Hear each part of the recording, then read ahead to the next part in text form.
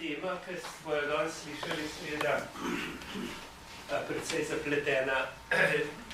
Če poskušamo opredeliti resnico, ima seveda lahko zelo veliko obrazov. In že če pogledamo Janeza Zdešarja, on je med tem svojim pričevanjem tukaj rekel, pač, da je on, njegova življenjska usoda je ta, da je pričevalca. In to je pravzaprav zelo enostavna ali pa zelo zapletena resnica. Kaj se hočemo spomniti, kaj hočemo pozabiti.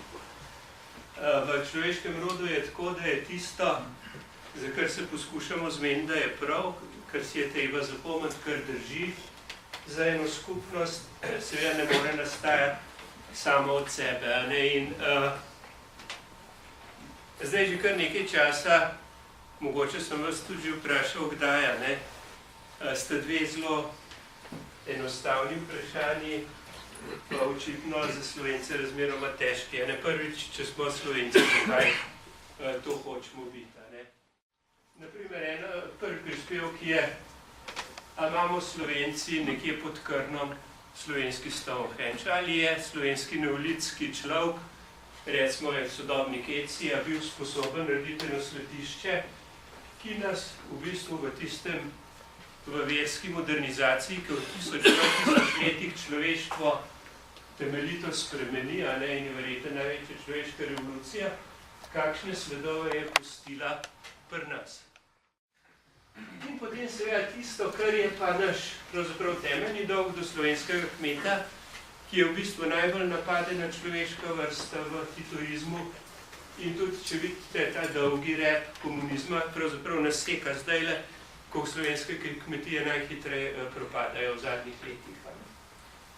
To je razmerje, ki ga bo mogel rešiti še dolga leta. Tukaj se je Franz Rosman-Stane izučil pekovskega poklica. To je tisto, kar je njegov domet. Se pravi, postal je pek, si sposobil denar, bankrotiral in pobegnil v Španijo. On je vojak, ki pelje drugo grupo odredov na Štajersko, prije 20% borcev na Štajersko. Sproži Primorsko vstajo, kjer je 5000 ranjenih, mrtvih in ujetih. Je odgovoren za poboj, najhujši bratomorni zločin med drugo svetovno vojno, se pravi pobijanje vojnih ujetnikov in civilistov po kapitulaciji Italije. In 14. divizija, ki jo pošlje na Štajersko, je izdana od gestapovske agenture v glavnem štabu. Tole je pa kaj? Zmaga nenasilja. Čudovita zmaga nenasilja in za demokracijo je značilno, da ne ubija, revolucija ubija.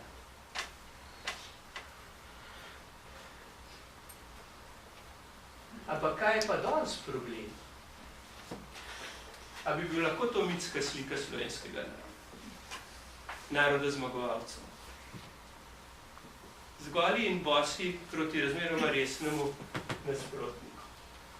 Tole je prvi spomenik temu dogodku. Ploščica 50x70, po 25 letih. Čakajte, tega niso komunisti krivi.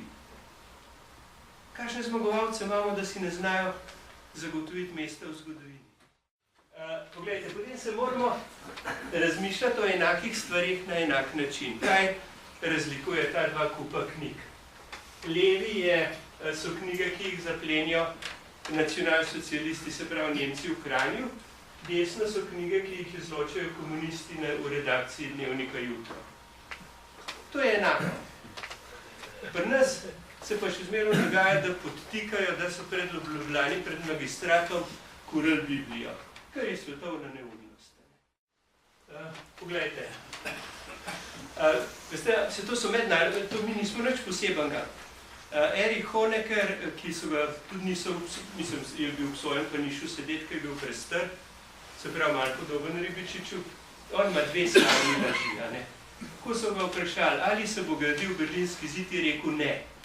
In se je zid začel graditi. In potem je naredil drugo mojstrovino laži, ko je ta zid razglasil v protifašistični zid.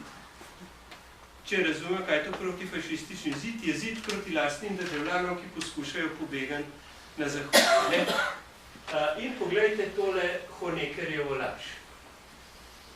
Ali je vrh Slovenske ozne, to je leto 1994, vedel za vojne množične povaje, kot Mitja Ribič reče ne. Dost strahu. Dost. Strahu, takega, ki ga vi prodajate, a ne? Pri vsakom od vas bi ga lahko najdel za kakšen irvas. Ni treba. Dost strahu. A Pedro Opeka živi nekje v Zlatem gradu Sanskem, da lahko to reče. Taki so streljali na v zadnjih časih. Več kot enkrat. Dost strahu, odzvati se je treba. Iti po svoji poti. Ponižnost. Ponos. Nepovšatnost. Ponos, ker znamo ločevati med dobrim in slabim, pravilnim in napačnim. A je to zelo težek recept? A je lahko zmagovitec?